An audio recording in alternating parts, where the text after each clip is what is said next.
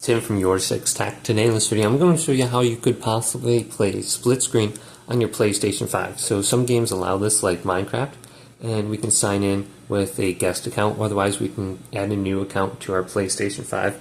And how you're going to do this is you want to actually go to the PlayStation icon right here and then go on over to your profile, and you want to go to log out.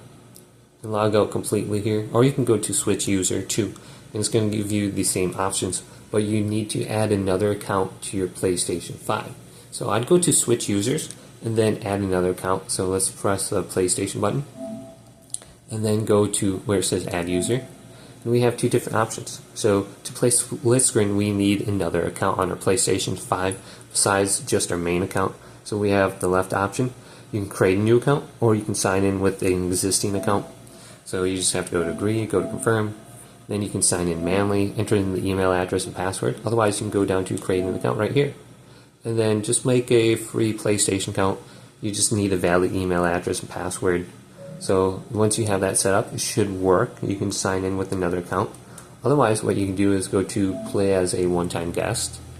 And this will only allow you to play offline though. So if you make an account and it's associated with PlayStation Network ID, you can play online games. But if you go to this option right here, play as one-time guest, and go to quick play, this will sign you in as guest 1. So if I go to my account now, I'm not online, but I am signed in as guest 1.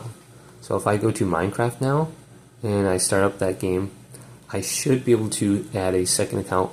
You just have to jump into the game and get a second controller and connect it to an account.